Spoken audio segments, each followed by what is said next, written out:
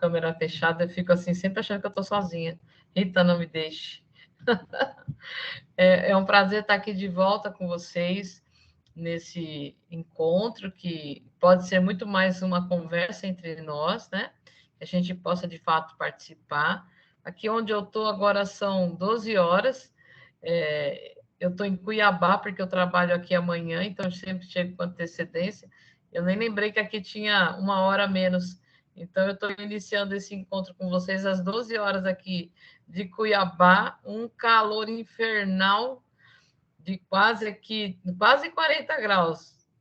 Então, está muito quente aqui. Bom, nós começamos o nosso primeiro encontro falando um pouco do que era a BNCC, falando um pouco desse contexto de competências gerais, dando um panorama geral do que era a BNCC, para que agora a gente possa, de fato, ir adentrando ao nosso currículo paulista.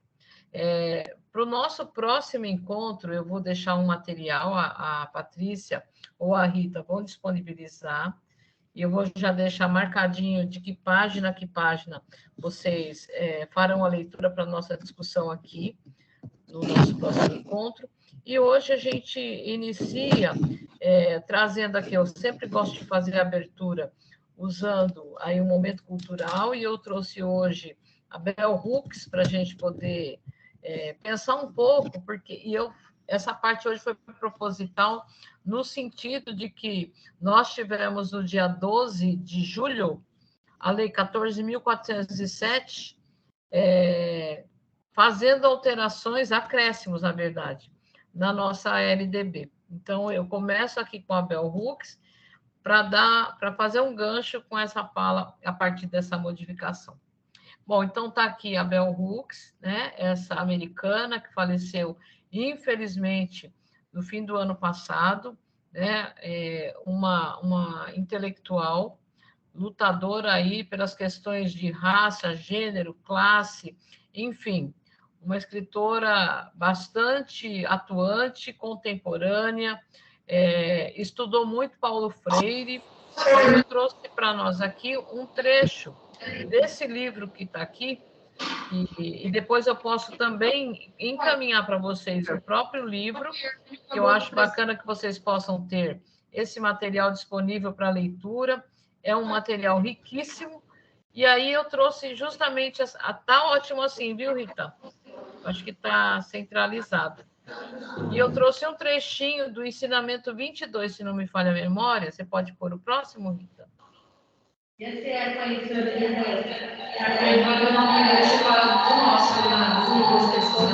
Está com o microfone ligado? É por isso que está dando esse barulhinho? Era, professora, era um microfone ligado. Aqui, como eu estou compartilhando, demora um pouquinho para eu voltar na outra tela, mas eu vou tentando controlar, tá certo? Tá certo. Então, esse trecho que eu trouxe da Bell Hooks, ele diz assim: sempre que um público me pede para relatar minha trajetória da classe trabalhadora negra em uma cidade pequena, segregada, até me tornar uma conhecida intelectual, destaco o que significou para mim a leitura e a importância das bibliotecas públicas. Ler permite a todo cidadão desta nação e do mundo assumir responsabilidade cívica. É impossível sermos agentes adequados de nosso ambiente, cuidando de nós mesmos e do mundo, sem a habilidade de ler. Professores em todos os contextos de educação são indivíduos que carregam a maior responsabilidade ética e política em promover o poder da leitura. Porque, em contraste com outros cidadãos, uma das características de nosso trabalho é promover o aprendizado. E não é possível haver aprendizado por meio do livro sem a alfabetização. Então, essa é a primeira reflexão que eu trago para vocês. Eu não sei se foi possível fazer a leitura, porque acho que está um pouquinho aqui fora do... Eu estou fazendo a partir dos meus slides, mas depois vocês receberão esse material para que a gente possa, para que vocês possam aí fazer a leitura daquilo que eu vou colocar para vocês hoje, e nós vamos aprofundando aí a partir da nossa conversa, e vocês têm toda a liberdade de abrir o microfone, trazer algumas questões, enfim. né? Que nós possamos ter aqui mais encontros do que só eu falando sozinha aqui. Vocês possam participar. E aí eu trago essa nova lei, a Lei 14.407, que é bem recente, né? Então, é do mês de julho, então, mês passado, e ela faz alteração, né? Na verdade, ela faz acréscimos no artigo 4 e no artigo 22 da LDB. Isso para nós é de extrema importância, porque como a questão da alfabetização, no começo, quando você olha, parece que é só do ensino fundamental, anos iniciais, a legislação vem dizendo que agora é responsabilidade de todos. Né? E o que está posto nessa legislação? Aí você pode ir passando, Rita, para que a gente possa aí, de fato, ir fazendo a leitura, e aí vocês podem também falar comigo a respeito, tá bom? Então, esse é o primeiro artigo, e diz que o artigo 4 da lei da LDB, né, 9394/96, passa a vigorar acrescido do seguinte inciso: a alfabetização plena e capacitação gradual para a leitura ao longo da educação básica, como requisitos indispensáveis para a efetivação dos direitos e objetivos de aprendizagem e para o desenvolvimento dos indivíduos. Então, aqui nós vamos trabalhar a partir dessa alfabetização plena, né? Pode ir passando o próximo para nós. E no próximo slide, o que nós temos? O segundo artigo dessa lei, que também diz o seguinte, que o artigo 22 da LDB passa a vigorar acrescido do seguinte parágrafo único: são objetivos precípios da educação básica a alfabetização plena e a formação de leitores com requisitos essenciais para o cumprimento das finalidades constantes no caput desse artigo. E isso está dizendo o que para nós, né? Quando a gente tem aqui uma lei que vai trazendo para nós a responsabilidade da alfabetização plena, e acho que aqui é importante dizer que essa alfabetização plena, a partir do INAF, ela compreende aqueles que detêm pleno domínio da leitura, escrita e dos números e das operações matemáticas, né? Das mais básicas às mais complexas. E nós precisamos pensar que, por conta da pandemia, nós tivemos aí uma questão séria, que foi o atraso dessas crianças, né? Então, nós estamos trabalhando, e aqui, como eu estou tratando com quem trabalha só com ensino fundamental, é importante lembrar que essas crianças, elas estão com 2 anos aí de defasagem, não total, mas que foi aí, para nós, mais difícil de trabalhar, afastados deles do que quando a gente está num contexto escolar. Então, eles perderam rotina, né? As crianças estiveram aí 2 anos. Então, por exemplo, quem está hoje no 6º ano, ele perdeu o 5º, perdeu o 4º ano. Então, ele pula do 3º ano direto para o 6º ano, porque esses 2 anos foram feitos de forma online, né? Imagine que uma criança sai do 3º ano, né? Ele consegue terminar no final de 2019 e ele passa 2020 e 2021 fazendo aí as aulas online, o ensino remoto, e vai direto, né? Mal ele estava aí terminando o processo de alfabetização e ele salta direto para o ensino fundamental anos finais. Tudo bem, a gente sabe que eles passaram, tiveram aulas remotas, mas nós sabemos o quanto a pandemia defasou ainda mais a aprendizagem dos alunos. É importante nós lembrarmos também que quando a gente fala, né, nessa questão da pandemia, nós vamos entrar a partir do próximo encontro na questão da recomposição das aprendizagens, né, com foco na reorganização, na recomposição desse currículo, na priorização curricular. É importante lembrar o quanto nós já vínhamos antes com alguns dados que não eram os melhores. Tá? E eu não estou falando aqui especificamente de Araraquara. né? Em termos de Brasil, nós já tínhamos uma situação um tanto precária, né? Alunos chegando no 6º ano sem estarem alfabetizados, enfim, alunos no ensino médio com muita dificuldade de interpretação e compreensão e até de leitura fluente. Por isso, a necessidade de nós analisarmos esses 2 artigos que vêm aí acrescidos, né? Então, nós vamos ter um acréscimo no artigo 4, no artigo 22, tratando dessa responsabilidade com essa alfabetização plena, né? Que passa a ser objetivo princípios, né? Então, por que princípios? Porque são aqueles mais importantes. Se eu não tenho esse sujeito, que é aluno, alfabetizado, né? E alfabetizado de forma plena, ele lê, ele interpreta, ele tem fluência leitora, fica muito difícil ele conseguir abraçar os outros componentes curriculares. Então, essa é a realidade que nós temos hoje.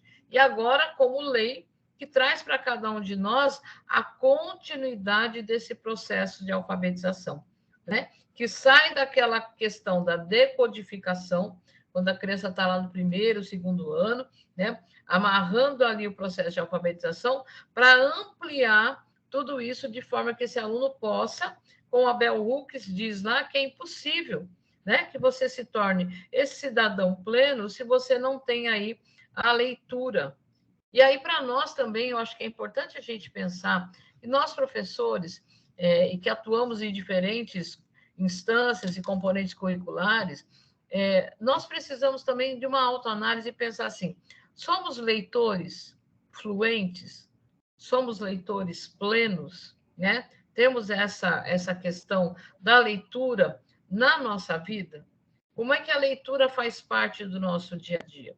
E eu posso dizer assim, olha, eu tenho lido muito pouco, não tenho tido tempo suficiente, mas nós precisamos ser esse exemplo de leitores, né? Nós precisamos ser aquele que pode falar assim, olha, tem uma dica de livro para o final de semana, olha, na biblioteca da escola tem esse livro, independente do componente curricular que eu trabalho, né?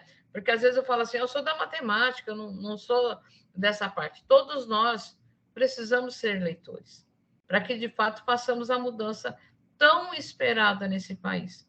Eu estou dizendo isso porque nós temos nesse país o SAEB, essa avaliação externa, né? Que o ano passado nós tivemos o fechamento da série histórica. Então, nós fechamos com uma matriz de referência, que não é a matriz que faremos o próximo SAEB. O próximo SAEB ele precisa vir com uma matriz a partir da Base Nacional Comum Curricular. Né? Então, nós tínhamos uma matriz, né, curricular não, desculpa, uma matriz de referência, essa que nós tomamos como base para avaliação externa, e o que a gente observa? Mesmo sendo um recorte do currículo, daquele currículo anterior, nós ainda temos muita defasagem, mesmo sendo aquilo que é pensado do currículo, para que eu possa fazer uma avaliação com leitura e interpretação e o aluno assine um X. Então, temos ainda algumas questões para que nós possamos, de fato, fazer dos nossos alunos leitores fluentes, alfabetizados de forma plena. Então, o nosso trabalho, para além do nosso componente curricular, é também pensar na leitura, e aí é importante que nós tenhamos aqui a consciência que eu trabalho a leitura e a escrita nas diferentes áreas de ensino. Então, se eu sou professor de língua portuguesa, trabalho leitura e escrita. Se eu sou professor de geografia, trabalho leitura e escrita. E se eu sou professor de educação física e artes, eu também preciso trabalhar leitura e escrita. Cabe uma questão aqui que é pensar, nós seres humanos, nós temos geneticamente em nós, né, está na nossa genética, aprender a falar sem precisar ir para a escola. Aprender a traçar, a desenhar, sem precisar ir para a escola. Mas a leitura e a escrita não são processos genéticos do ser humano. são processos culturais. Por isso que a gente precisa da escola, né? E por isso que nós precisamos assegurar que todos os componentes curriculares trabalharão aí com a escrita e com a leitura. E também esses dois, eles ocupam espaços diferentes no nosso cérebro.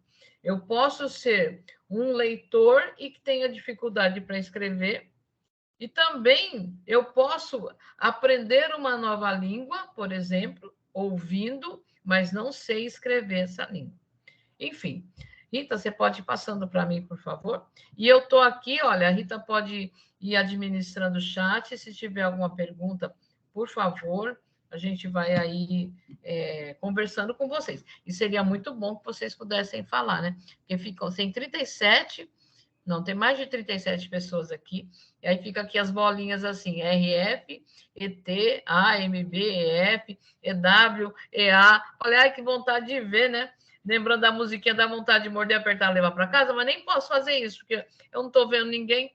Mas, enfim, aqui só para a gente retomar o que é o nosso trabalho com vocês durante esses momentos formativos que nós teremos aí. Então, o currículo paulista, é o que eu estou retomando algumas coisas, fizemos uma passada geral a partir da base nacional no encontro passado, né? Hoje eu estou trazendo mais a questão do currículo paulista, eu peguei habilidades para a gente poder, olhando e tentando entender como é que eu promovo algumas estratégias, como é que eu elaboro algumas estratégias a partir do nosso currículo paulista. Agora eu estou mais focado nesse documento, que é o documento norteador que vocês aí fizeram a pactuação junto com o governo do estado, tá?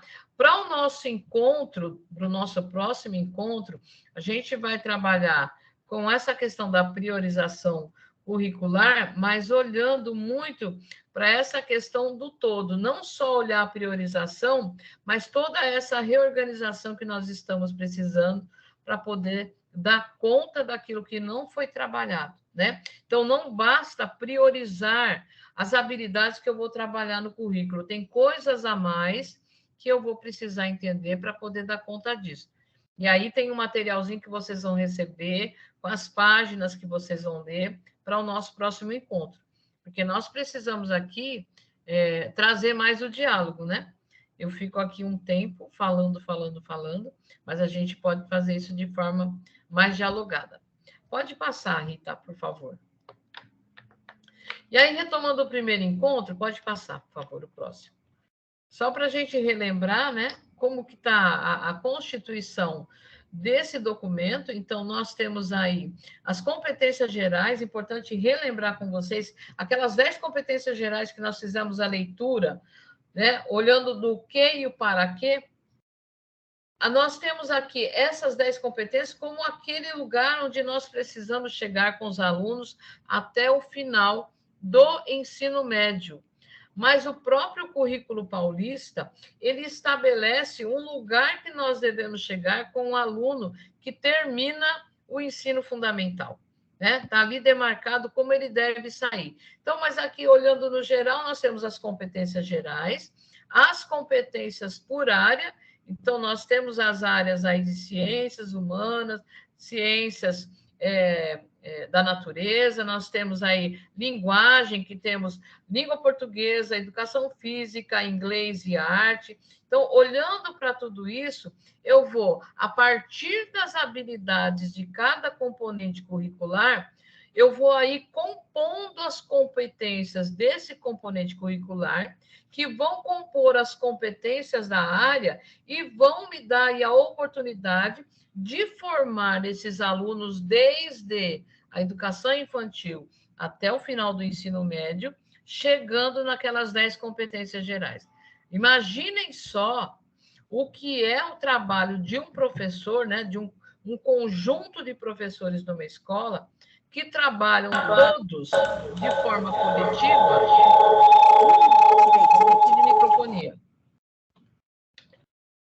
Esse trabalho coletivo é para que nós possamos aí, de fato, assegurar a aprendizagem e desenvolvimento, isso está na base, está no currículo, assegurar aprendizagem e desenvolvimento para todos os alunos matriculados.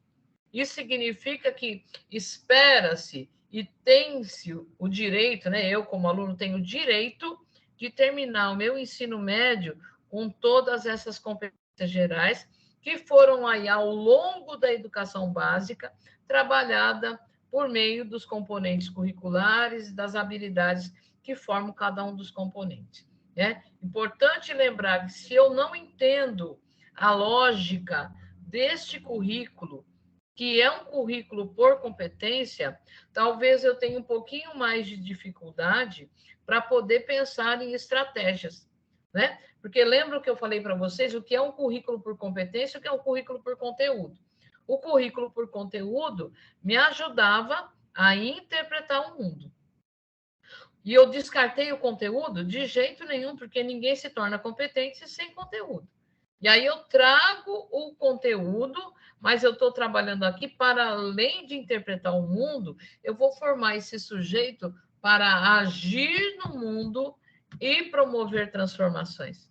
Observe que o currículo por competência está dizendo que esse meu aluno sai aí e pratica a cada ano esse agir no mundo e essa promoção das transformações, né? E isso tem a ver com o modo como eu estabeleço o meu componente curricular a partir das estratégias que eu vou usando. Por isso que eu digo, um currículo por competência, ele não acontece com um aluno atrás do outro todos os dias, né? Eu vou precisar pensar em outras estratégias para que, de fato, eu assegure que esse menino, que essa menina está aprendendo por meio dos componentes curriculares, né?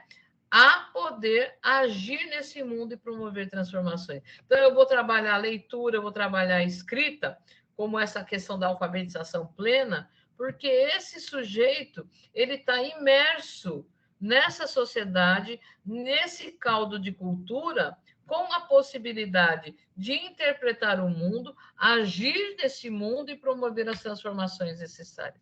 E isso, gente, isso não é coisa fácil, não. É fácil de eu falar para vocês aqui, mas pensar em estratégias diárias que apontem para esse caminho não é uma coisa tranquila, né? Por isso que a gente precisa do exercício da leitura do currículo, se possível, né? Cada um que está aqui, dentro do seu componente curricular, fazer a impressão daquilo que é a sua parte. Então, pega a introdução do currículo, daquilo que é do ensino fundamental, e imprime aí a sua parte, ou mesmo você pode trabalhar no PDF, que o PDF é possível de você ir tarjando aquilo que você não compreendeu. Porque tem uma questão, eu já devo ter falado para vocês, mas eu vou tornar a repetir, que é, assim como nós temos dificuldade com os nossos alunos, né? São 3 descritores que se destacam daquilo que as crianças e os adolescentes não conseguem responder nas avaliações externas, tipo SAEB, né? Eles têm dificuldade em retirar a informação implícita do texto, eles têm dificuldade em distinguir o que é fato de opinião, e eles têm dificuldade em reconhecer efeitos de ironia num texto, numa tirinha, enfim. Quando eu estou falando isso para vocês, é porque eu estou dizendo que, na leitura do currículo paulista, pode ser que eu faça a leitura e eu não tenha um repertório de algumas questões que estão ali e que me fazem compreender melhor a proposta desse currículo. Por isso que eu digo, façam a leitura e marquem aquilo que não está claro, aquilo que ainda parece obscuro para nós, para que, de fato, a gente possa ir aprofundando nessas minúcias e que essas minúcias, muitas das vezes, elas nos fazem entender aquilo que é mais amplo. Pode ir passando, Rita. Só para a gente relembrando aí a questão da estrutura, né? Então, nós temos aí as áreas, né? Língua portuguesa, matemática, ciências da natureza, ciências humanas e o ensino religioso, né? Nós temos aí essas áreas e cada área aí tem o seu componente curricular. A área de linguagem é a que mais tem, né? Porque está ali na área de linguagem, por isso que esses professores, eles precisam saber como essa área está sendo trabalhada, né? Não dá para trabalhar de forma separada, isolada, sem conversa, sem aquele HTPC onde todo mundo está ali pensando em projetos que agreguem esses diferentes componentes curriculares e suas diferentes habilidades também. Então, quando a gente está olhando para cá, nessa estrutura, é pensar, nós estamos aqui olhando para aquilo que está posto e que aquilo que é assegurado como direito de aprendizagem para cada um dos nossos alunos. Pode passando, Rita.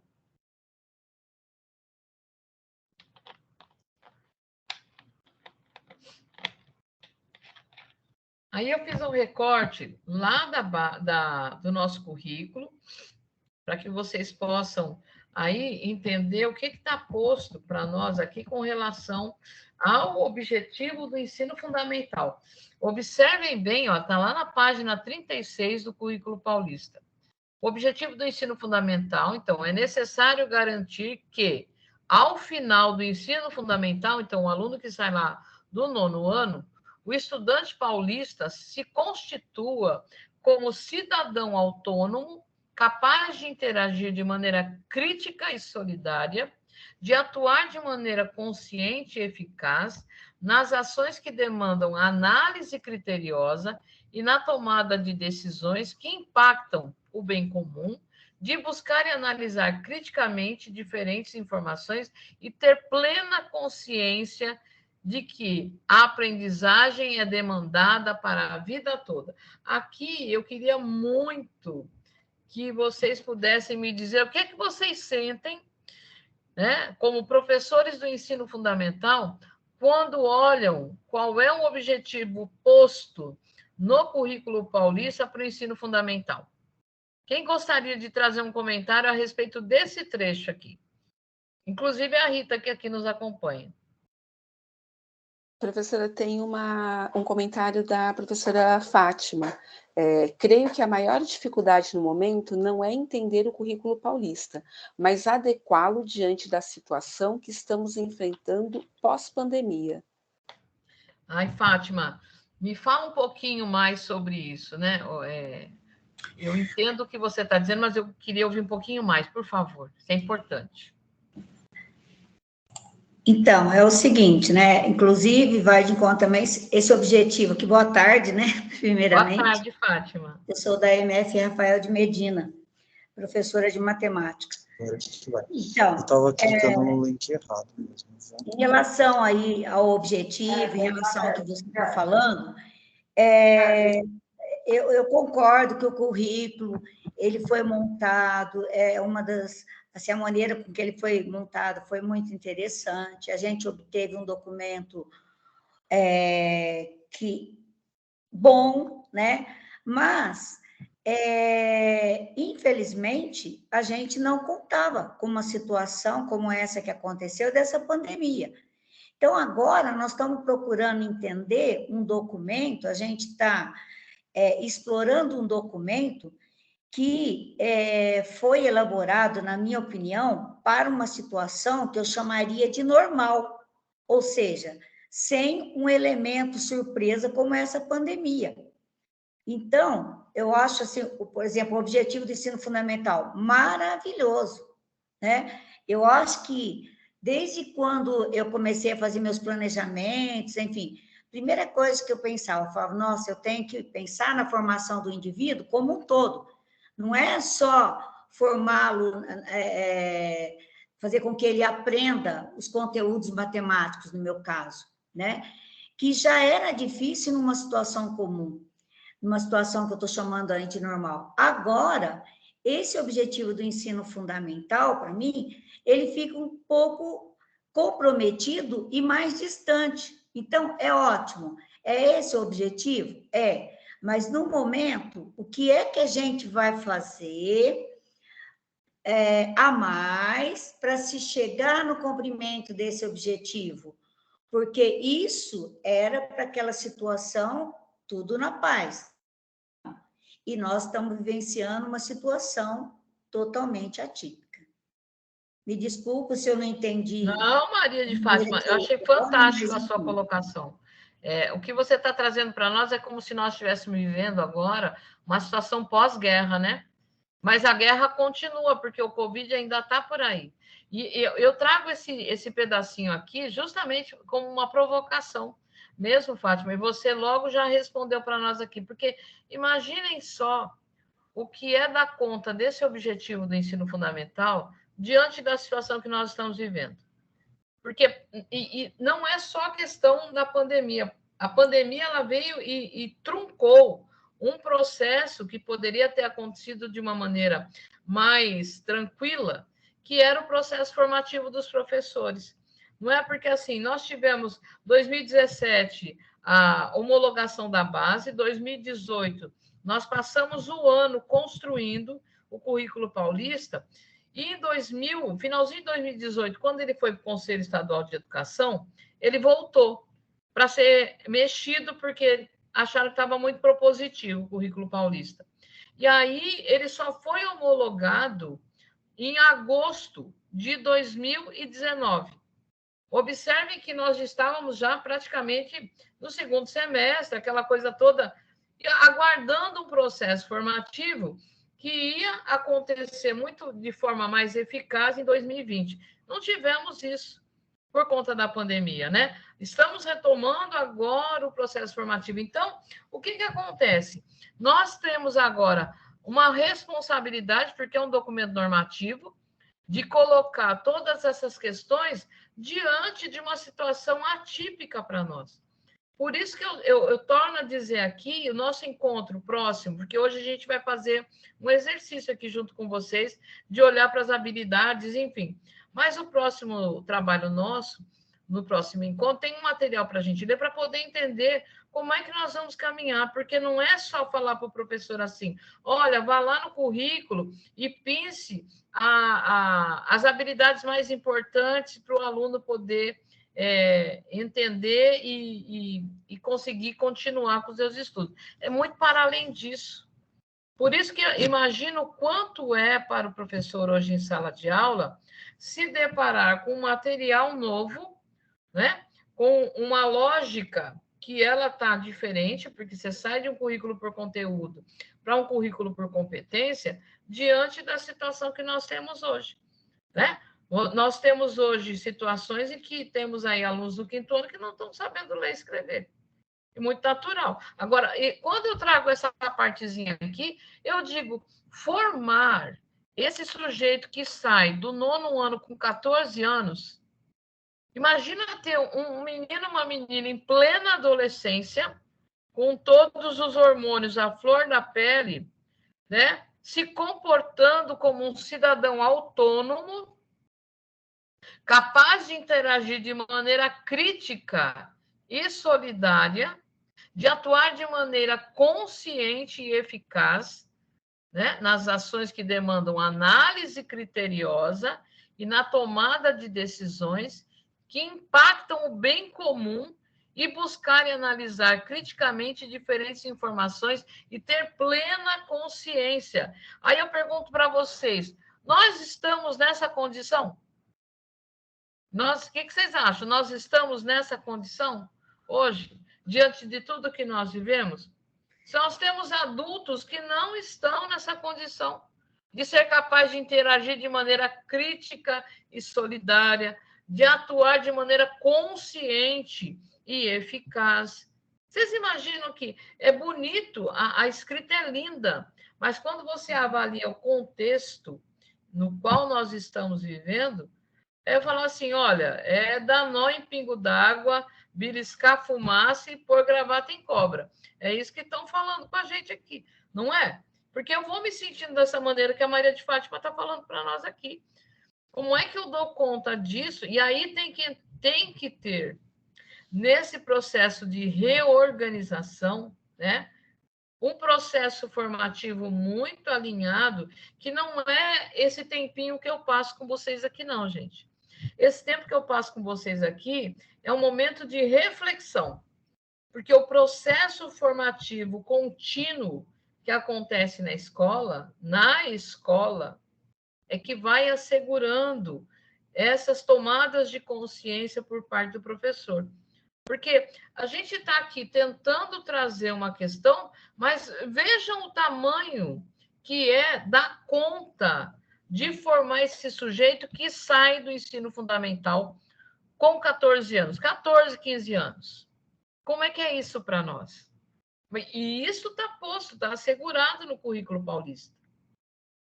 Eu diria que é quase formar o super-homem e o Homem-Aranha aqui, né? Formando, né? É essa situação que nós temos. Mas vou dizer assim, ó, não dá para trabalhar isso aqui porque estamos numa situação de pós-guerra, né? Pós-Covid aí. Nós estamos todo o tempo, nós vamos trabalhar com esse trechinho aqui como se ele fosse a utopia do Eduardo Galeano.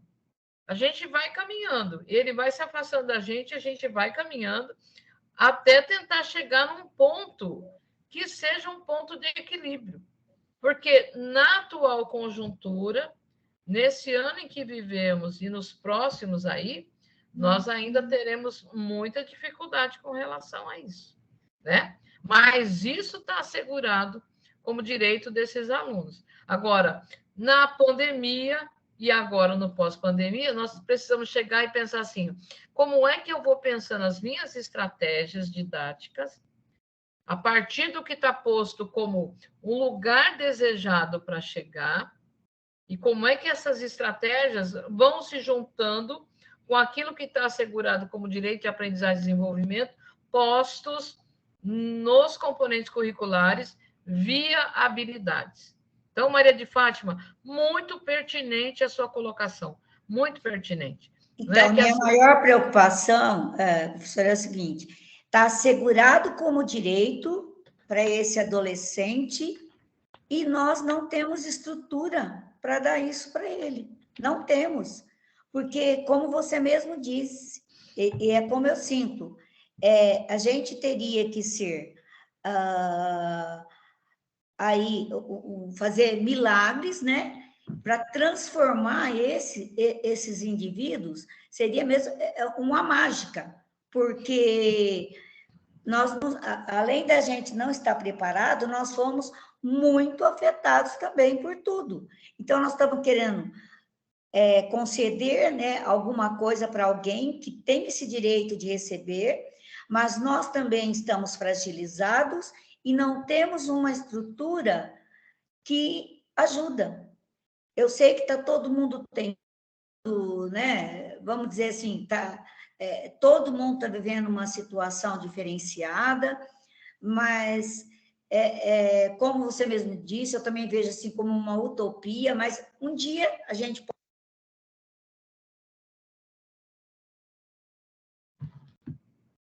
Fechou o microfone dela, eu acho. Ou só eu que não estou ouvindo? Agora abriu? Você estava me ouvindo? Agora sim.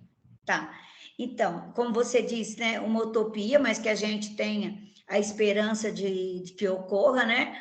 Agora, muito importante que a equipe como um todo, e aí eu digo desde lá de cima, esteja consciente de todos os problemas que nós vamos enfrentar, e em especial essa falta de estrutura. Quando eu falo em falta de estrutura física, pessoal, maior quantidade de gente trabalhando, coisas realmente diferenciadas que a gente teria que fazer, dado a situação que é uma situação diferenciada de tudo que a gente passou, pelo menos nesse período em que eu estou como professora.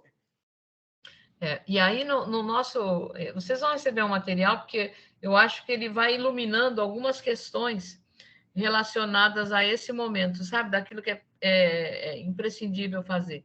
Porque a gente precisa olhar para as condições e para as práticas, né? Para que, de fato, a gente possa ir caminhando. Mas pode passar para frente. Tem mais algum comentário, Rita? Obrigada, Maria de Fátima. No chat, não, professora. Obrigada, Maria de Fátima. Pode passar o próximo, por favor. E aí está dito assim no próximo, né? Que a eficácia do currículo, da avaliação e do planejamento de ensino é, em última análise, determinada pelo alcance das aprendizagens desejadas. Então, nós vamos aqui, de alguma forma, assegurar essas aprendizagens, que são aí aprendizagens desejadas. Nós precisamos primeiro entender também o que são essas aprendizagens, onde é que elas se encontram no currículo, para que, de fato, todo o trabalho que foi feito em 2018, ele seja eficaz. Né? Passamos um ano construindo um currículo e que agora nós estamos aqui, passamos um ano costurando o vestido, o paletó. Agora a gente está aqui tentando experimentar, viu? E, como diz lá no Ceará, está acochado, né? Está apertado, ou está muito largo. Nós vamos fazendo os ajustes, né? Foi construído num tempo diferente. E agora nós vamos precisar trabalhar com ele, porque é direito assegurado. Mas o que vai dizer da eficácia desse currículo, da avaliação e do planejamento de ensino, é como que nós vamos alcançar essas aprendizagens desejadas, como é que nós vamos pensar nelas. E aí pode deixar aí mesmo já, Rita, por favor. Né? Aí nós vamos pegando aqui, e aqui eu já trago um texto que vocês vão receber também hoje, que é do planejamento reverso. Eu fui tirando algumas coisas de lá, que eu acho importante para a gente poder pensar, porque está muito linkado com aquilo que está posto no currículo, né? Então, os professores são os planejadores. Então, uma ação essencial da nossa profissão é a elaboração do currículo e das experiências de aprendizagem para atingir os objetivos especificados. Nós passamos um tempo construindo currículo e agora nós estamos, a partir desse currículo, planejando as nossas aulas, planejando as nossas avaliações, até porque a avaliação agora, num currículo por competência, ela está numa outra pegada, não é? Não é mais aquela avaliação que nós tínhamos ali, estanque, enfim. Avaliar por competência é avaliar o agir desse aluno diariamente. Também somos planejadores de avaliações para diagnosticar as necessidades dos alunos e orientar no nosso ensino. E aí tem uma questão, fizemos tudo isso agora. Avaliamos, fizemos aí as avaliações diagnósticas, levantamos dados, e a partir desses dados a gente precisa pensar o que vamos fazer diante daquilo que a avaliação nos mostrou, né? E aí tem que nós precisamos aí possibilitar que nós, nossos alunos e as outras pessoas, que são os pais e os gestores, sejamos capazes de determinar se conseguimos atingir os nossos objetivos ou não. E aí nós precisamos pensar, somos planejadores, mas diante da situação que temos hoje, que é uma situação atípica, vamos conseguir atingir isso plenamente? Nós vamos atingir isso aí aos poucos.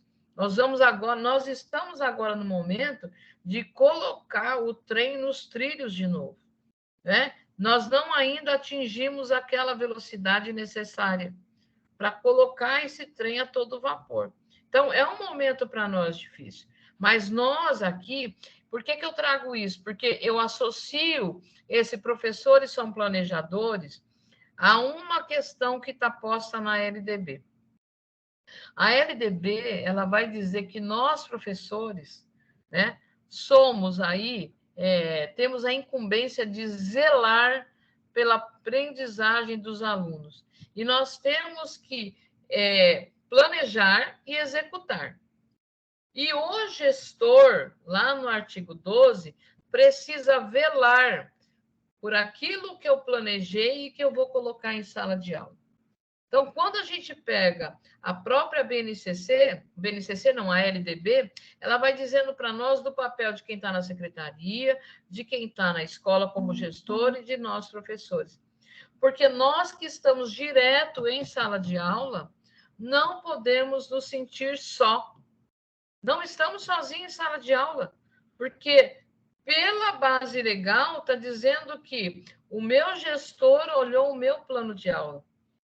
Ele está aqui velando pelo meu plano de aula para que, de fato, eu possa fazer na sala de aula aquilo que é esperado e aquilo que é possível diante da situação que nós vivemos. Então, pensar que somos todos planejadores, somos, mas que tem alguém velando por esse meu planejar, temos, para que eu possa zelar com Z da aprendizagem de cada aluno que está matriculado na minha sala de aula. né? Eu sou responsável por esse aluno e sou responsivo, no sentido de ter que dar respostas para a situação que está nas minhas mãos. Mas eu não dou essas respostas sozinho, nem sozinha. Eu estou aqui assegurado por uma gestão escolar e por uma secretaria, né? Para que, de fato, a gente possa escolher a melhor maneira, nesse momento, de fazer toda essa reorganização que é necessária nesse período de retorno às aulas depois dessa pandemia que ainda não acabou. Pode pôr o próximo para mim, por favor, Rita. E dá uma olhadinha no chat, por favor. Tem alguma questão? E olha, vocês fiquem, por favor, tem 50 pessoas aqui e eu estou me sentindo aqui com... só eu e Rita, uma olhando para a outra aqui, né, Rita? É a Fátima que sempre participa. Depois, essa parte aqui eu acho bastante interessante que a gente possa... Professora, acho que a Eliana levantou a mão, fez Pode falar, Eliana. Um tchauzinho. Estou aqui para dizer que você não está sozinha, tá bom? Estou aqui, ó. Todo mundo está, só que a gente está escondidinho. Tá bom? Obrigada, Eliana. Você sabe que o Meet ainda ele dá um pouquinho mais de interatividade, né? Agora, essas outras plataformas ficam uma barrinha aqui embaixo, a gente não vê ninguém, menina. Dá uma sensação assim de solidão. Eu agora, como a gente já voltou para o presencial, né? Eu fico tão feliz, menina, de ver as pessoas, de poder olhar nos olhos, né? De ter aquele, enfim, o tete a tete, né? Mas para nós aqui ainda não foi possível, mas eu estou aqui, ó, na torcida que eu possa encontrar vocês em Araraquara para a gente fechar esse evento aqui, quem sabe. Sim, né? sim. Professora, depois, num outro momento, tem os 3 pontinhos com mais, ele tem um que é galeria. E aí, se a senhora colocar aí desse galeria, amplia o seu leque para visualizar, porque aqui, tem mais pessoas. Mexi agorinha, vamos ver se eu consigo. Com câmera aberta, tem galeria o Ricardo, na MF Olga, a Aline. Olha só, agora eu estou vendo um rapaz aqui, tem um Bendito é o Fruto aqui no nosso meio, que maravilha. Agora sim. Tem várias pessoas de câmera aberta, professora. Que belezinha, não estava vendo. Agora estou vendo pelo menos mais pessoas aqui comigo. Muito obrigada, viu? Eu não tenho habilidade muito com essa plataforma aqui. Aline, quem é o MF Olga aqui, o nome? Qual o nome desse rapaz? Acho que sou eu, é Ricardo. É você mesmo. Sou eu, Ricardo. Viu quando eu falei rapaz bonito, ele falou, acho que sou eu. Muito bom, muito bom. Enfim, eu vou fazer a leitura desse trechinho para vocês. Nós vamos fazer uma análise sobre o que tem aqui nesse trecho que diz respeito a esse nosso trabalho. Está dizendo assim, olha, e é desse texto que eu vou enviar para vocês completo, esse capítulo. O planejamento de ensino deliberado e focado requer que nós, como professores e autores do currículo, façamos uma mudança importante em nosso pensamento sobre a natureza do nosso trabalho. Então, está dizendo aqui que nós fizemos todo esse movimento para construir o currículo e agora precisamos pensar o que nós vamos mudar a partir desse currículo. Aí vem na sequência, a mudança envolve, inicialmente, pensar muito sobre as aprendizagens específicas almejadas, antes de pensar sobre o que nós, como professores, vamos fazer ou oferecer nas atividades de ensino e aprendizagem. Quem gostaria de comentar esse trechinho aqui do planejamento para compreensão? Depois vocês vão receber o texto completo. O que é que isso diz para nós aqui, sobre o nosso fazer pedagógico?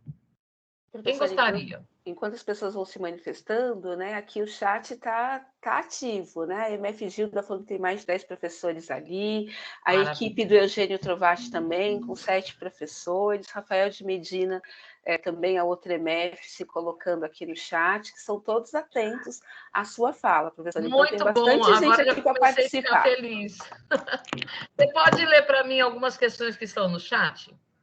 Não, são as equipes falando que estão aqui prestando atenção, que estão aqui com você, obrigada. que eles estavam respondendo a outra questão. Então, está todo mundo aqui bem ligado, professora. Agora só falta alguém abrir o microfone para comentar a sua pergunta.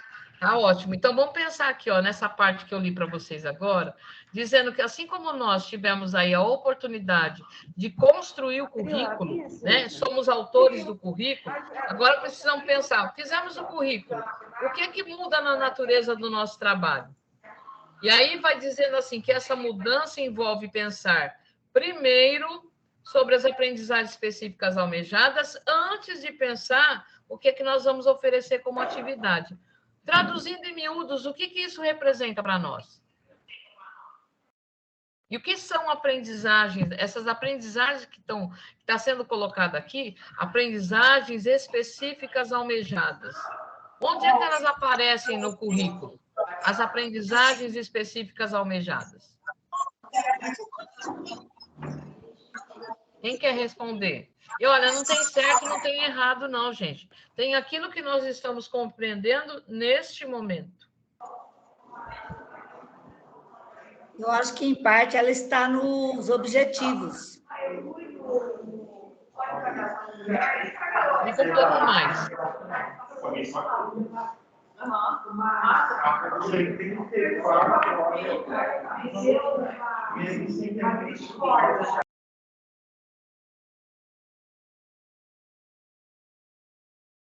Professora, você desativou o seu microfone? Sim, não, eu falei, ela não ouviu? Eu falei eu ouvi sim, eu ouvi ouviu, sim. é que depois começou vários ruídos. Sim, não, é que eu estou falando, em parte está nos objetivos, e assim, eu vejo ele dentro do documento como algo que não é específico de uma ou outra disciplina, é mais num geral, em que, independente da área que a gente trabalha, ele tem que ser trabalhado por todos. Então, eu vejo essas aprendizagens específicas, almejadas, mas dentro desse contexto, não especificamente por área. Não sei se eu estou errada, mas é... É a Fátima que está falando, né? Isso. Fátima, olha, a Fátima está dizendo isso, eu queria ver se alguém discorda, concorda ou acrescenta o que a Fátima falou. Tem uma colocação da Eliana aí no chat. Exato, agora eu ia ler ele agora, estou só esperando você terminar, Fátima. Só um minutinho. A Eliana diz o seguinte, professora, peraí que agora fechou o meu... Quer que eu leia aqui? Quero, que agora fechou. Seguinte, ó, as habilidades compreendidas nas competências da BNCC e que são trabalhadas no currículo formal e também oculto em sala de aula. Olha só que bacana que... Quem foi que respondeu? Eliane, o nome dela? É Eliana Archek, falou com você agora há pouco. E antes tinha o Ricardo também colocando nas habilidades e competências. Uhum. Então, olha só que bacana isso, olha. Vocês estão matando a charada aqui, ó. Porque está dizendo que essas mudanças envolvem, inicialmente, pensar muito sobre as aprendizagens específicas almejadas, específicas porque elas estão lá nas habilidades. Está dizendo assim, antes de você preparar o seu planejamento, antes de você pensar numa atividade, numa estratégia, você tem que ir lá no currículo, no componente curricular que você trabalha, no ano que você trabalha, e pensar o que é que essa habilidade está dizendo para mim. O que é que ela assegura como direito para esse aluno. E a partir daí eu pensar na estratégia. Sabe por quê? A gente passou uma vida, enquanto professor, e aqui eu me coloco nessa situação, a gente elaborava muitas atividades e depois tentava pendurar aquilo que eram os objetivos, que hoje nós temos as habilidades, né? Os objetivos estão lá na educação infantil e as habilidades no ensino fundamental. Nós fazíamos o contrário. É como se eu tivesse que planejar uma viagem e eu faço uma mala imensa e depois é que eu vou ver para onde eu vou. Não sei para onde vou. Preparo a mala sem saber para onde eu vou. Quando você prepara uma mala sem saber para onde vai, você tem que pôr muita coisa. Porque você vai para um lugar, você não sabe se está frio, se está quente, porque é uma surpresa. Ao passo que, se você primeiro fala, vou para o Rio Grande do Sul, o que é que eu ponho na mala? Não, vim para Cuiabá, o que é que eu ponho na mala? Entendeu? Porque, olha, só para vocês terem uma ideia, eu estava trabalhando no Rio Grande do Sul a semana passada. Eu vim para cá, vim para o Pará, do Pará para cá. Estava em Marabá, Canaã dos Carajás, e vim para cá, para Cuiabá.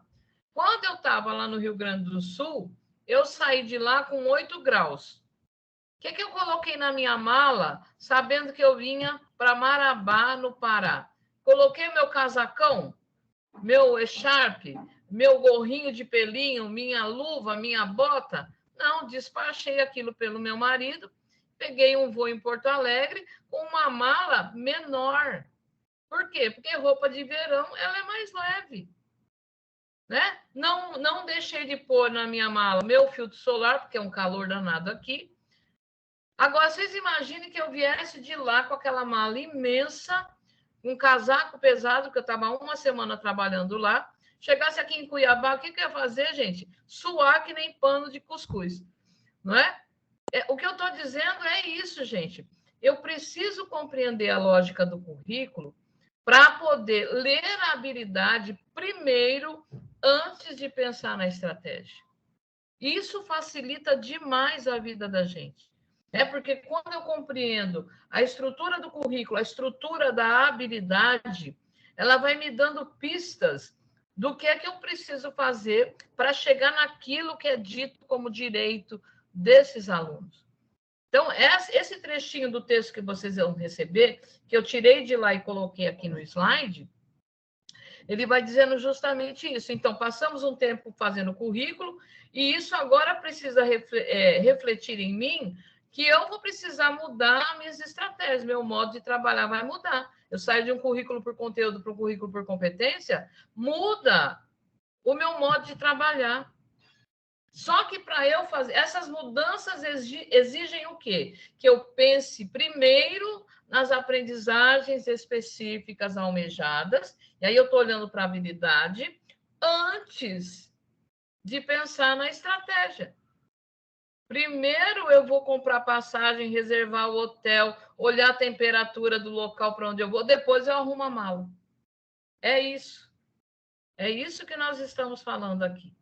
E aí eu vou dando continuidade aqui, não sei se eu estou acompanhando os meus slides aqui, porque eles estão maiores e fica mais fácil para eu olhar.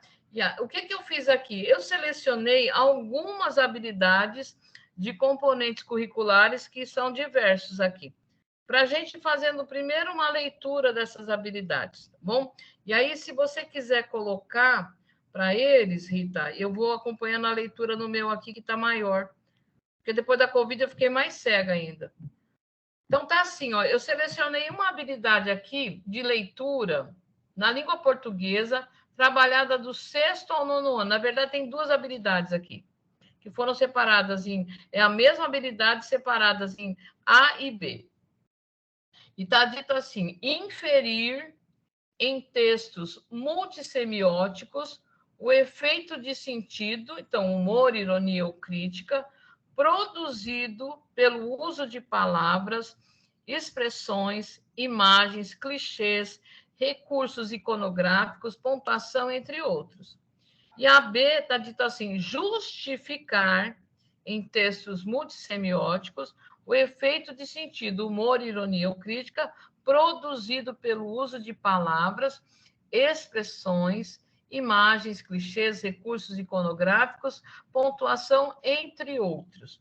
Quando eu olho para uma habilidade dessa, e olha, eu posso trabalhar essa habilidade aqui na língua portuguesa, mas vocês que são de outras áreas podem ajudar aqui a pensar qual seria uma estratégia que assegurasse essa habilidade como direito de aprendizagem para os nossos alunos.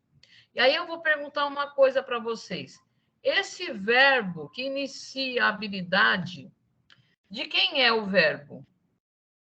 Para que serve esse verbo que está aí no início da habilidade? Um por vez aqui, todo mundo falando, eu estou com o meu ouvido aqui que eu não aguento. Brincadeira, gente, ninguém está falando. De quem é esse verbo e para que ele serve?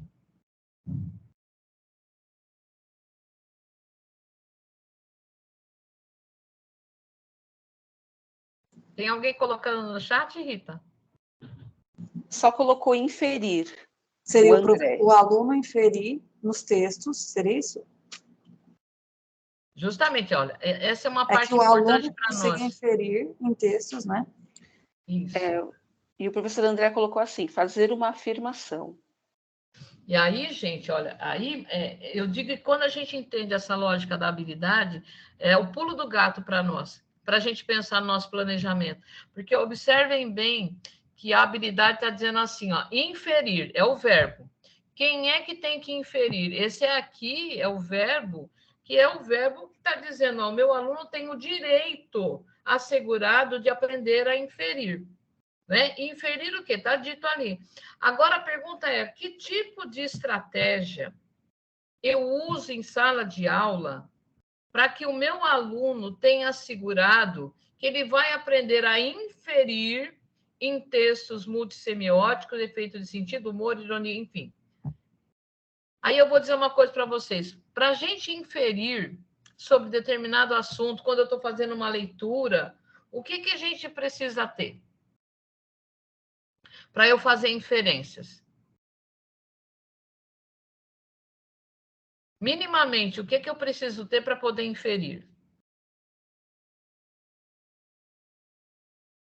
O professor André colocou base para uma conclusão. E justamente, eu posso traduzir isso aí como repertório. Por exemplo, se eu tenho uma passagem de ônibus aqui na minha mão, comprei uma passagem na rodoviária aqui de Santos e vou para Araraquara.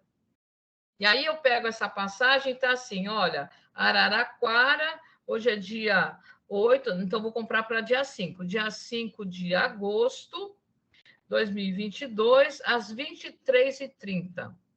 O que eu posso inferir olhando para essa passagem? Que eu vou viajar de noite, porque está lá escrito 23 horas, né? Isso é inferência.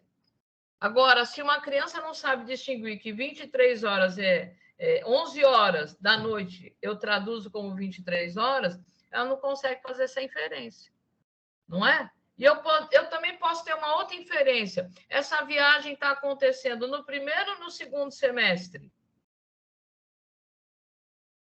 E aí, o que eu estou dizendo para vocês é que para que o meu aluno consiga fazer inferência, minimamente ele tem que ter repertório. Porque não está dito aqui na habilidade, está dito assim, ó, inferir em textos multissemióticos efeito de sentido, humor, ironia ou crítica. A gente só consegue rir da piada se você tem repertório. Por exemplo, a gente vive um momento político hoje que você abre o jornal, tem lá um monte de charge. Para quem acompanha o Zé Simão no Instagram, se você não tem repertório da situação atual, você não consegue rir da piada. Não é? Porque falta repertório para que você reconheça efeitos de humor.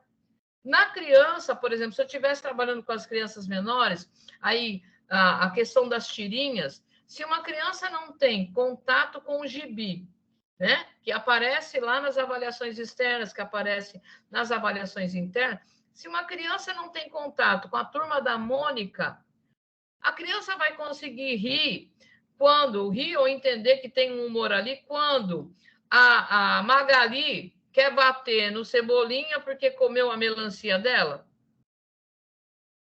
Só vai entender quem lê, sabe que a Magali gosta de melancia, que ela é comilona, que o Cascão não gosta de tomar banho, que o Cebolinha troca as letras, que a Mônica é brava e bate nos outros com coelho.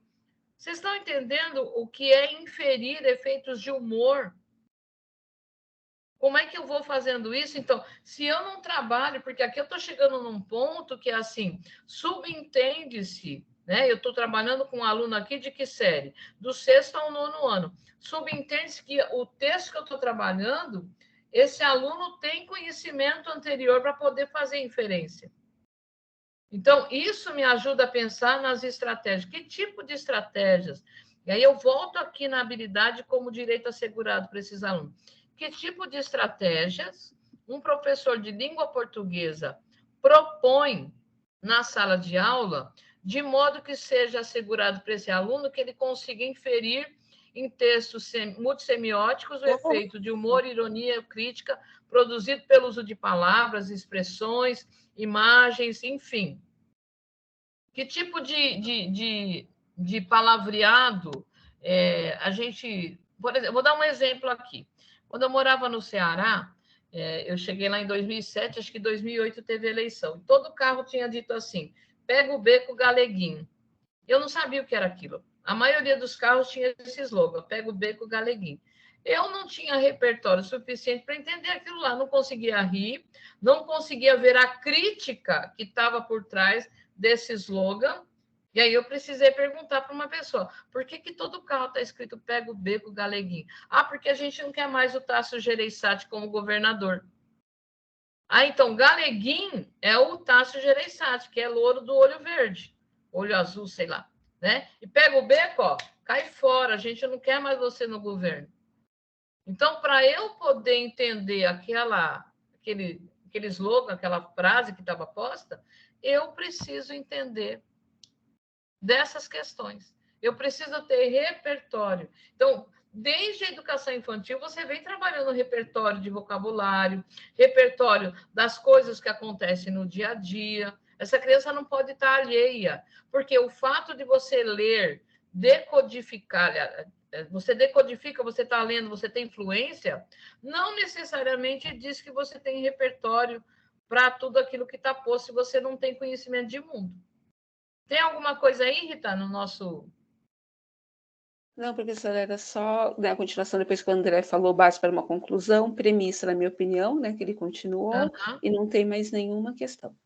Tá, e aí eu vou colocando aqui mais uma outra habilidade, pode pôr o próximo slide, que ainda está na produção de texto, que está assim, ó, produzir, revisar e editar. Vejam que essa habilidade assegura para esse aluno que ele vai produzir, ele, além de produzir, ele vai revisar e editar textos publicitários, levando em conta o contexto de produção, por meio de exploração de recursos multissemióticos relacionados a elementos verbais e visuais, utilizando adequadamente estratégias discursivas de persuasão e ou convencimento, criando o título ou slogan que faça o leitor motivar-se a interagir com o texto produzido e sinta-se atraído pelo serviço, ideia ou produto em questão. O que está assegurado para esse aluno é que ele vai produzir, ele vai revisar e ele vai editar. O que ele vai produzir, revisar e editar? Textos publicitários. E aí, levando em consideração essas outras coisas que tem aqui. Como é que eu promovo uma estratégia onde o meu aluno vai produzir, revisar e editar esses textos publicitários? O que ele vai levar em conta? O momento que ele vive, a escola. Ele precisa ter aí um mote para que ele possa produzir, revisar e editar textos. O que está assegurado para esse aluno é que ele precisa saber escrever. Para além de tudo, porque se ele não souber escrever, como é que ele vai revisar?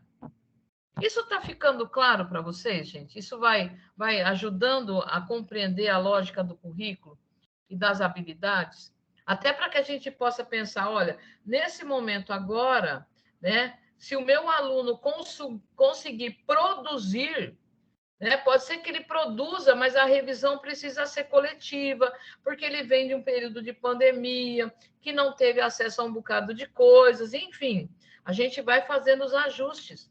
Né? É como se eu tivesse que passar numa ponte com uma van do Mercado Livre carregada de coisas para o outro lado. Né? A ponte caiu e eu vou ter que passar para o outro lado só com aquilo que é prioridade. E eu vou olhar lá dentro da van, olha, isso aqui a Dona Maria não pode ficar sem, porque é o aquela aparelhinho que usa para fazer inalação. Ela tem lá o marido dela que sofre de efisema pulmonar e esse precisa ser entregue. Ah, mas tem aqui, olha, um chapéu de sol, né? Aquele que a gente leva para a praia. Ah, isso aqui eu posso deixar aqui e entregar uma outra hora. Eu vou selecionando aquilo que não pode ficar sem levar para o outro lado. É isso que nós estamos tratando agora. Né? Aquilo que é imprescindível para que esse menino possa avançar, para que eu possa acelerar a aprendizagem deles.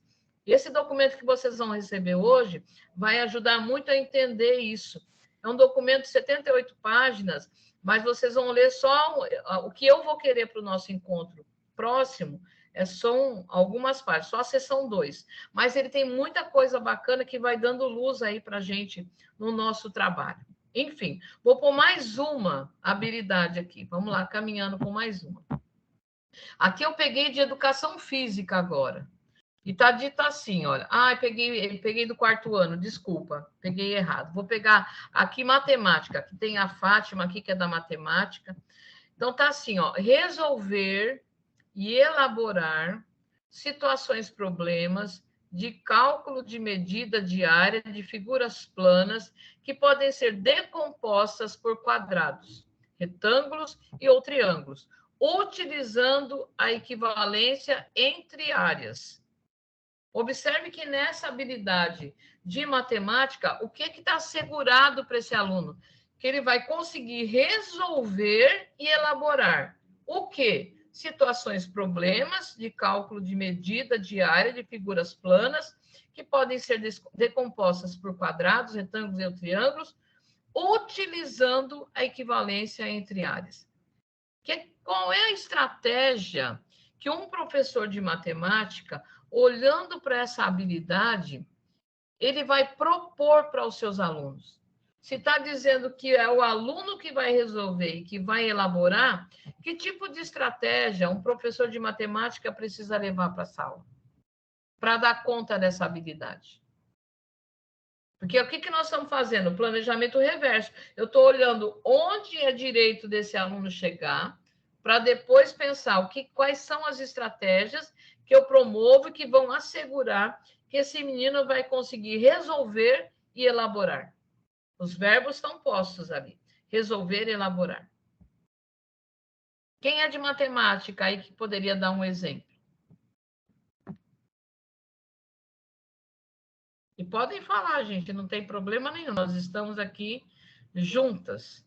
Fala aí, André. O André está aí, eu já disse eu. Deixa ele falar aí, professor. O André é de matemática? Vai, André, a bola é tua.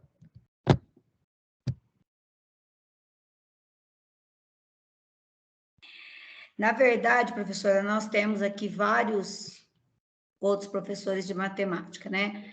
E, bom, o que acontece aqui na sua exposição é o que acontecia com a gente nas aulas online, né? A gente também ficava doida para ver o pessoal participando, tudo. A gente brigava, falava dos alunos, mas a gente continua reproduzindo a mesma coisa e, infelizmente, a gente tem que respeitar, né, a maneira de cada um. Eu, como sou muito cara de pau, muito falante, os colegas já me conhecem, né, e eu já boto a cara que não esquento muito a cabeça. Mas, enfim, primeiro, falar a respeito disso. Eu tenho que dar fornecer um material, e aí eu penso especificamente nessa parte aí de geometria, que seria interessante, alguma coisa mais prática, local mesmo, físico, salas, ou então apresentar coisas para eles que tenha formação, né, em que você visualize mais de uma figura geométrica fazendo parte desse local, porque ele vai ter que trabalhar com decomposições, em especial triângulo e retângulo. Então, a gente já pensa aí em ferramentas que vão mostrar para eles locais de áreas irregulares, né? Não formadas especificamente por um triângulo ou um retângulo, mas que tem uma composição dessas duas ou mais figuras. Tudo bem. E aí, no caso, né, tentar passar para eles também algumas situações, problemas, em que levem eles a visualizar, a distinguir o que se trata de área, que eles estão trabalhando com área, né? E como que eles iriam fazer esses cálculos, né? Aí, no caso, eu acho que o principal de início seria eles visualizarem que aquilo que a gente está dando para eles tem a ver com área, né? Porque a gente não pode ser muito direto. Então, eu acho que a primeira coisa é levar eles a conscientizar de que eles estão trabalhando com área, o que é área, que é espaço, enfim, tudo isso. Então, eu acho que tem que ser algumas ferramentas que dá margem para eles pensarem, né? Visualizarem formas diferentes geométricas e associar que o que eles estão calculando é um espaço físico de 2 dimensões. Professora, o André também, né? O André, quando você havia perguntado quem ele tinha colocado aqui no chat, André Mota Correia, e ele está sem áudio, então por isso ele está escrevendo. Ele colocou assim: acredito que a estratégia seja praticar a decomposição de figuras e enxergar esses exemplos na natureza. Natureza, digo, fora da escola. E complementando o que o André falou, que eu estava falando também, professora, a gente tem muito isso aí. Uma ferramenta que a gente pode usar muito é o Tangram, né? Que já é utilizado desde os anos iniciais. Então, é bem legal trabalhar com áreas utilizando-se dessas figuras que formam o Tangram. Bacana. E aí fica que a nossa responsabilidade, que é, ao final dessa sequência didática, que pode ser um projeto, vocês podem pensar em modalidades organizativas diversas, mas que precisa ficar assegurada que esse aluno saiba resolver e elaborar situações problemas. Tá? Para além de resolver, ele precisa elaborar essas situações também.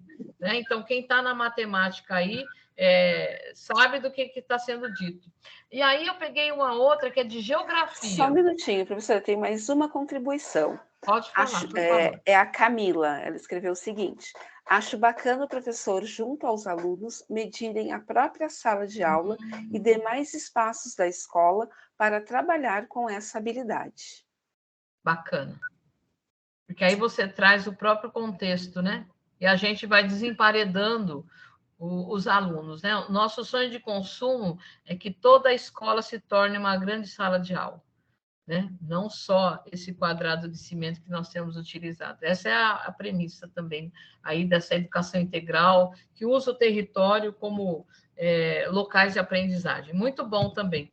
E aí eu peguei uma aqui para os professores de geografia, que eu acho que também ajuda a gente a pensar, enfim, não só os de geografia, mas os demais podem contribuir também, que é a habilidade do 8º ano e a habilidade 10 de geografia. Está escrito assim, ó, distinguir e analisar conflitos e ações dos movimentos sociais brasileiros no campo e na cidade, comparando com outros movimentos sociais existentes nos países latino-americanos. Vou ler de novo.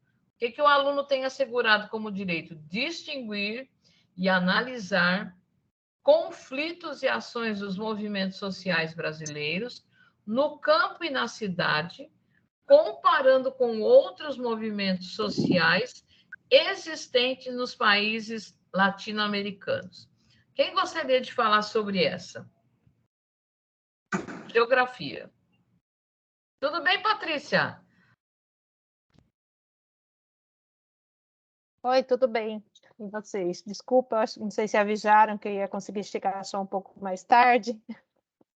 A gente ia subir, a chupacana. Eu estou aqui falando com a Clélia no Zap, falando com a Rita, falando com você. Falei, Paty, que você estava com outras demandas ainda na secretaria. Pode ficar tranquila, Patrícia. A gente frita o peixe, olha o gato, né? Como é que é fritar o peixe, olhar o gato e abanar a mosca. E ainda subia. Aí manda mensagem errada de uma para outra, de outra para uma, mas fala, peraí, não era para você que eu tinha que responder isso. Assim mesmo. Tudo bem, gente, boa tarde, desculpa aí, cheguei quase Patrícia, no fim. Seja muito bem-vinda aqui. Obrigada, professora. E aí, pessoal da geografia, vocês viram que para que esse aluno consiga ter assegurado essa habilidade, observe que ele está falando aqui desses outros movimentos sociais que ocorrem na América Latina. Então, está aqui, distinguir, para além de distinguir o que é um e o que é outro, ele precisa analisar os conflitos e ações dos movimentos sociais brasileiros no campo e na cidade, comparando com outros movimentos sociais existentes nos países latino-americanos. O que nós poderíamos pensar aqui para para poder falar. Primeiro, ele tem que entender, aqui para poder fazer distinção e analisar, o que são esses movimentos sociais brasileiros, né? No campo e na cidade. Para depois poder comparar com esses movimentos sociais dos países latino-americanos. Então, como seria uma estratégia, né, que não é uma aula só, né, mas tem uma sequência aqui, para que no final esse aluno pudesse distinguir, por exemplo, que quando eu estou falando de assentamento, eu não estou falando de invasão, né? Eu estou falando de quê? Quando eu uso a palavra invasão, dá a impressão que o quê? O que os assentamentos fazem? Porque, assim, a gente ainda tem... Eu estou falando isso aqui porque eu fiquei tão chocada ontem, e aqui dentro dessa conversa nossa, eu vindo de Canaã dos Carajás para Marabá, para pegar meu voo, e aí o motorista fala assim, ó, aqui é o memorial que morreu aquele monte de vagabundo. E eu fiquei assim, sem entender, porque quem são os vagabundos, né? Aí eu falei assim, eu não entendi. Lá de Eldorado dos Carajás, em 96, que morreu aquele monte de sem terra aí, foram enfrentar a polícia com facão, a polícia meteu bala, né? Vai invadir a terra dos outros? E aí eu falei assim, não é invasão, é ocupação. Mas eu não pude esticar muito a conversa, porque eu falei assim, eu não sei que pito toca, né? De repente eu estou aqui com o motorista e ele, né? Eu falei, fiquei pianinho ali. Mas eu falei assim, o senhor pode, por favor, assim, eu não sei se eu vou passar por aqui de novo, o senhor pode parar para eu olhar? E aí tem aquele monte de cruz, né? Na beira da estrada, com fita vermelha, um memorial com foto dos corpos, né? Do massacre, que foi um massacre dos sem terras. Mas olha o que acontece com a pessoa que está ali, que é da mesma classe social, dizendo que é um monte de vagabundo que invadiu. Não invadiu, gente. Ele ocupou terras que não estavam sendo produtivas. É isso. Essa habilidade, gente, que é do 8º ano, olha só, distinguir e analisar conflitos e ações dos movimentos sociais brasileiros, no campo e na cidade, comparando com outros movimentos. Vamos pensar assim, quais são os movimentos sociais que nós lembramos hoje, que têm acontecido, que têm aparecido na televisão? Quais são os movimentos sociais que são mais latentes para nós hoje? Quem consegue pôr aí no chat ou falar aqui? Porque o que a gente quer, olha, qual é a nossa intenção? É que esse menino, essa menina, que ouça alguém, porque ele está sendo preparado para agir no mundo e promover transformações, dependendo do lugar, porque essa habilidade está para o menino que está aqui, mas está para o menino lá no Pará, que tem as estradas fechadas, porque os sem terras fecham as estradas quando eles querem manifestações. Isso acontece, e muito. Para que esse menino, quando fala assim, olha, o pai está falando assim, invadiram de novo ali a fazenda do seu José. Não, pai, não invadiu, não, pai. Ele ocupou aquela terra, que é uma terra improdutiva. Eles estão querendo ocupar para fazer agroecologia. E você vai discorrendo. Entendeu as mudanças que vêm da base e que vão fazer desse sujeito um sujeito mais crítico e reflexivo? Que é o que a gente luta para que aconteça. Então, como é que um professor de geografia promove estratégias para dar conta disso daqui? Quais são os movimentos sociais? Eu tenho que estar antenado. Eu, professor de geografia, responsável por esse componente curricular, eu preciso estar antenado. O que tem acontecido ultimamente? Nós temos as questões indígenas, não temos? Nós temos as questões do MST, né? Estão aí. Eu tenho contato com o pessoal de assentamento, gente. É lindo de ver a história dos assentamentos. Eu tenho o contato com o pessoal lá do Pontal do Paranapanema, professores, agrônomos. É muito lindo de ver aquilo, né? E aí, mas e quais são os movimentos que estão na cidade, por exemplo? Que não são movimentos do campo, mas são movimentos da cidade. Eu, professor, preciso estar sabendo o que está acontecendo. Né? Tem movimento dos sem-tetos, não tem? Às vezes tem aí a polícia botando fogo num prédio, pedindo para o pessoal evacuar, porque é propriedade privada. Não é isso? Quanto de conhecimento, de repertório eu, professor, preciso ter e quanto de criticidade para eu também não falar para os meus alunos que é um bando de gente que não quer fazer nada, que está invadindo o prédio dos outros. Entender as questões sociais que estão por trás de tudo isso. A gente tem um problema sério em São Paulo hoje, que é a Cracolândia, que foi desfeita e os zumbis estão por todos os lados. E você fala, passa fogo. Olha isso, gente. Como é que isso é saúde pública? Eu preciso mudar o olhar dessa criança, desse adolescente, porque é um adulto que está chegando para nós, na nossa sociedade. Vocês estão entendendo o quanto o currículo vai movimentando para que eu forme sujeitos para agir no mundo? Só que para dar conta de uma habilidade dessa, por exemplo, não é qualquer estratégia, gente. Não é pegar uma notícia dizendo, olha, gente, os sem terras aqui, olha o sem teto. Não é isso. É para além disso, porque o que eu tenho que fazer para que um aluno possa distinguir e analisar? E ainda comparar com os países latino-americanos, porque eu estou lá no 8º ano.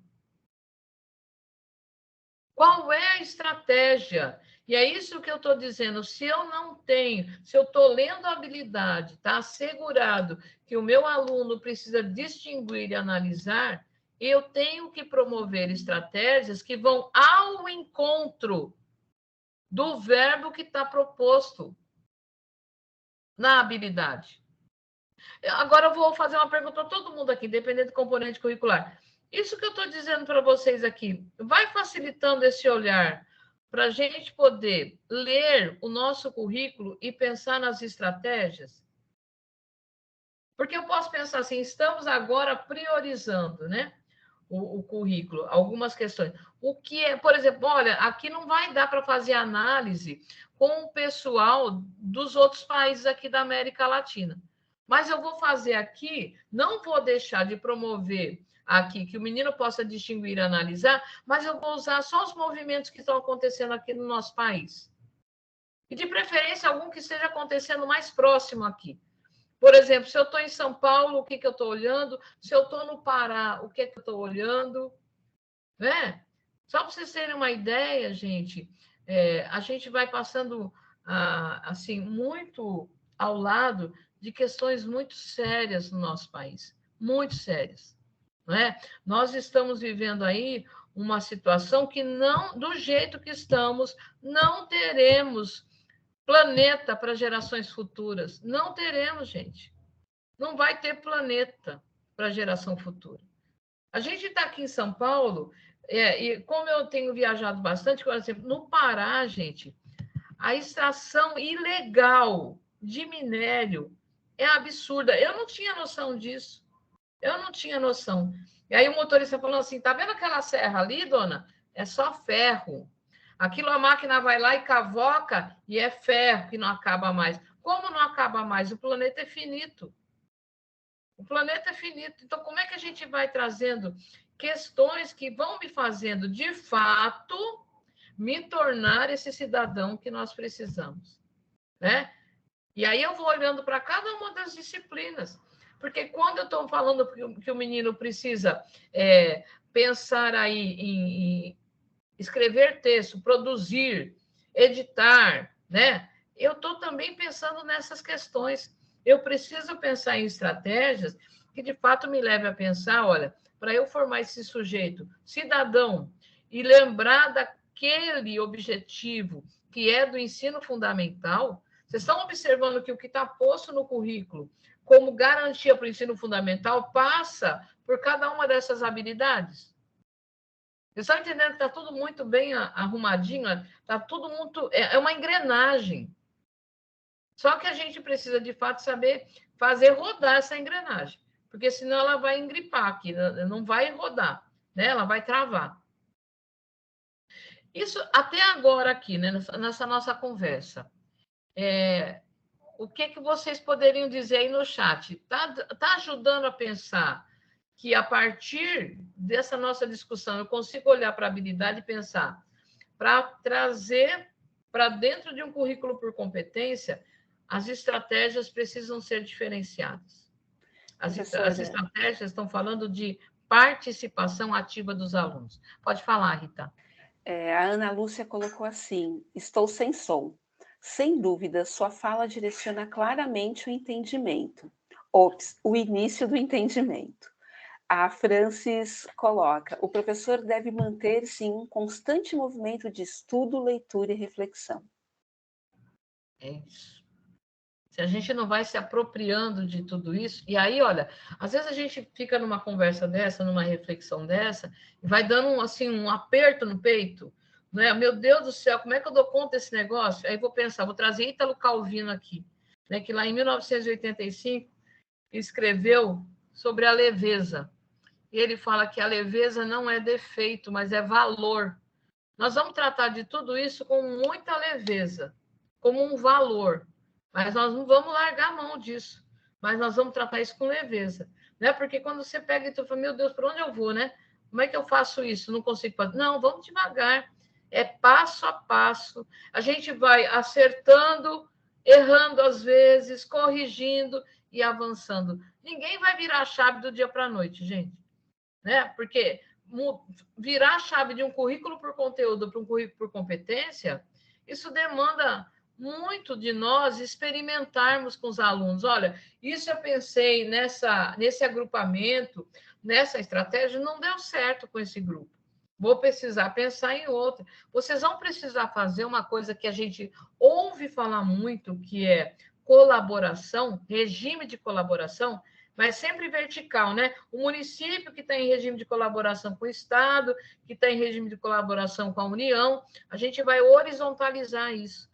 Nós precisamos do regime de colaboração horizontal. É um professor ajudando o outro, uma escola ajudando a outra. Tem um professor que sacou umas coisas aqui que vai estar interagindo com os demais. Olha, vem um professor aqui que compreendeu um pouco melhor, ele tem umas estratégias muito bacanas, põe para fazer um HTPC, né? Para que os outros possam entender que a aprendizagem não está nas cabeças privilegiadas, não, gente. Vou dizer uma coisa para vocês, a mudança vai acontecer dentro da escola. As universidades ainda estão um pouquinho perdidas com relação à Base Nacional Comum Curricular.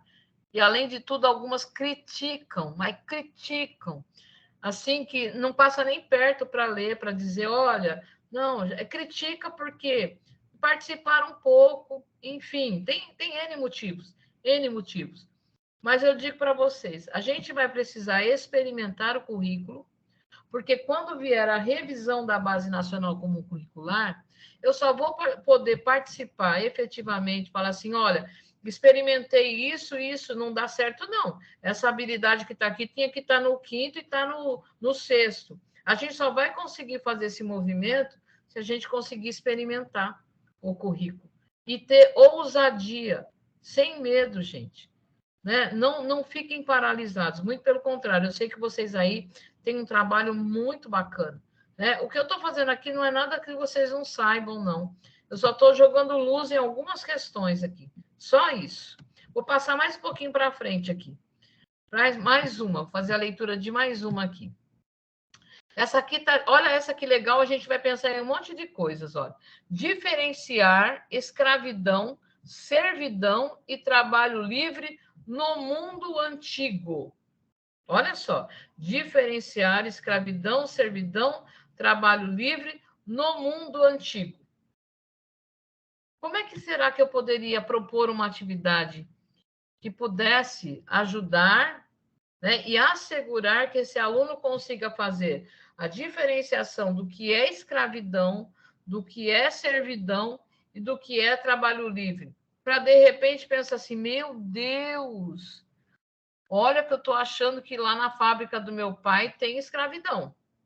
Ou meu pai mudou lá para colher bergamota no Rio Grande do Sul, e pelo que eu estou vendo aqui, depois que eu entendi isso, ele está no regime de escravidão. Não tem lugar para dormir, estão passando frio, enfim. Como é que o meu aluno, como é que eu proponho isso? Qual seria uma estratégia para meu aluno conseguir distinguir o que é escravidão, o que é servidão, o que é trabalho livre? E em dois momentos. Então, são...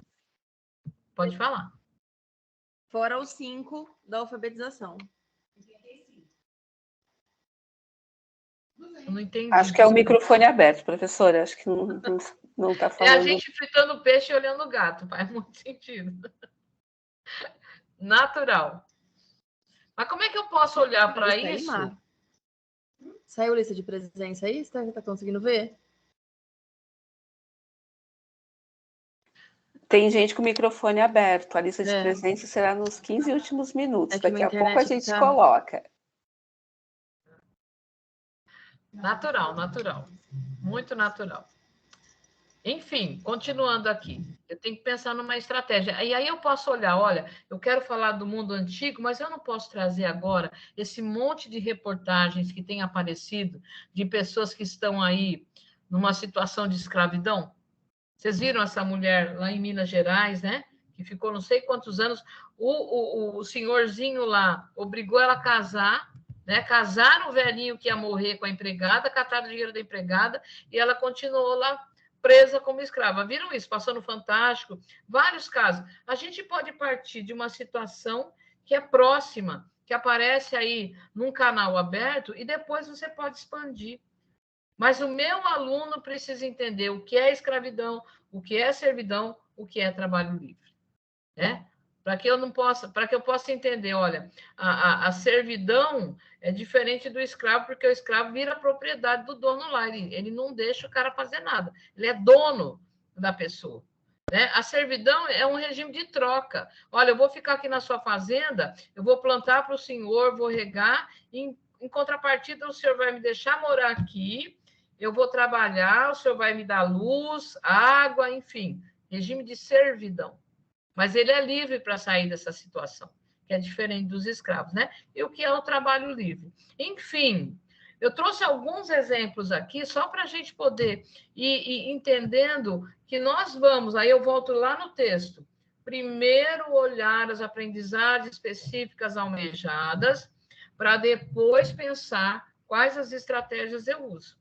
Né? Para eu não arrumar a mala e depois pensar para onde vou. Não, primeiro para onde vou, depois eu arrumo a mala. É nessa situação. Enfim, vamos caminhando aqui para a gente abrir um pouquinho o microfone. Tem mais algumas aí, mas aqui, olha, eu coloquei para vocês que um exercício bom de nós fazermos é esse exercício de pegar a habilidade, e aí se a Rita puder pôr para nós, Rita, esse slide, não sei se todo mundo está vendo ou não. Vocês estão vendo o slide grande ou não? Então, que eu coloquei a estrutura da habilidade. Então, a habilidade ela é formada por um verbo, por um complemento do verbo e por um modificador. Né? Então, o verbo é aquilo que está assegurado, mas eu estou assegurando esse verbo, essa ação, por meio de conteúdos, que na verdade são os conhecimentos. A gente não descartou conhecimento, de jeito nenhum, ele está lá. E no modificador, que é o final, a gente pode trazer o município, você pode dar profundidade, você pode pensar em questões que sejam mais próximas do aluno, enfim, né? A parte diversificada que ficou para os municípios pode ser muito bem usado quando eu vou pegando a habilidade e trazendo o município aqui lá no modificador, para que a gente possa entender. Quando eu entendo aqui, ó, eu pego a habilidade e vou esmiuçá-la, colocando, olha, qual é o verbo? Coloco aqui separadinho. Qual é o complemento do verbo? Porque o complemento do verbo é o conhecimento que está sendo assegurado. E qual é o modificador? A gente vai ter aí cada vez mais explicitado para nós quais são as estratégias que eu preciso usar. E aí tem um exercício que pegue algumas habilidades do seu componente curricular e coloca nessa tarjetinha aí. Vai brincando um pouco para separar, para ver se você consegue separar o que é conhecimento, que está ali no modificador, no complemento, e o que é o modificador, onde eu dou profundidade e posso trazer o território. O André levantou a mão, pode falar, André. Ou ele escreveu? Tem mais gente aí. Quem está com a mão levantada pode falar.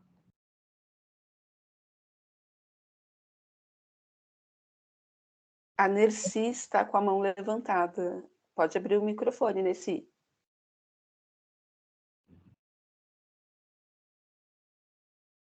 Foi sem querer, professora. Eu já tinha ficado feliz, olha só. Aí tudo bem. Até aqui tudo em ordem. Rita, você pode pôr na tela para nós a estrutura da habilidade? Só um minutinho, professora. Depois a gente abre para esses momentos finais e vocês vão trazendo algumas questões aqui. É a pirâmide, professora, que você quer? É a pirâmide. Uhum. Está em tela.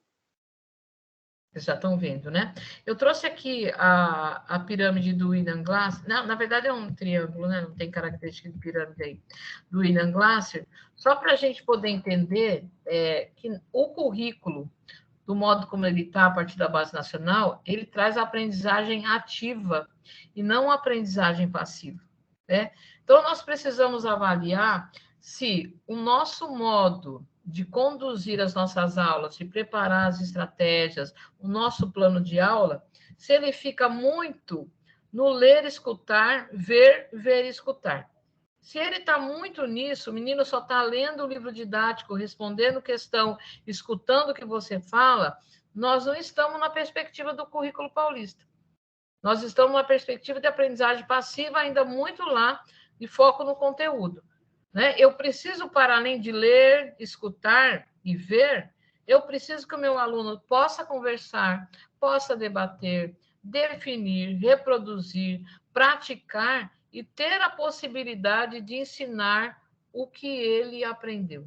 Quando a gente consegue falar sobre determinado assunto com clareza, de modo que o outro possa compreender, é porque isso já está comigo na minha memória de longo prazo. Então, é uma reflexão aqui.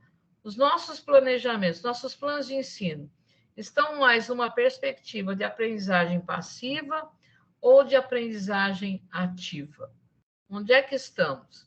E vocês podem dizer assim, eu acho que eu estou ainda na aprendizagem passiva.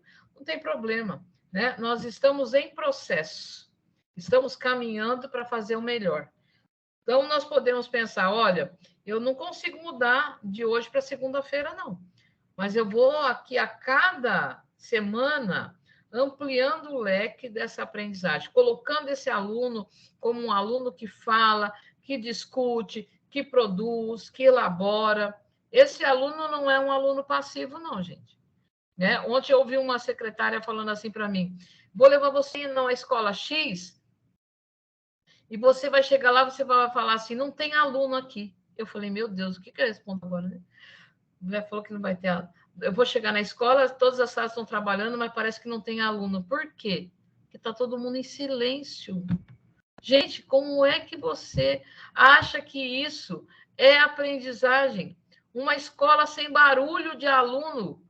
Tem alguma coisa errada no reino de Avilã, né? Mas não podia falar, porque estava no meio de muita gente, mas eu fiquei me contorcendo para poder dizer para ela, né?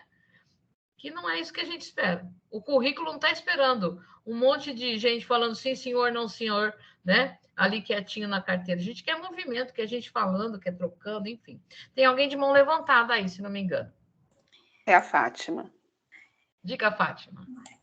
Então, lá no início, quando você perguntou onde que a gente deveria focar, que até meus colegas, a Eliana e o André falaram das habilidades, e eu falei objetivo, agora, quando você expôs essa parte final, você falou o que eu queria falar quando eu disse dos objetivos.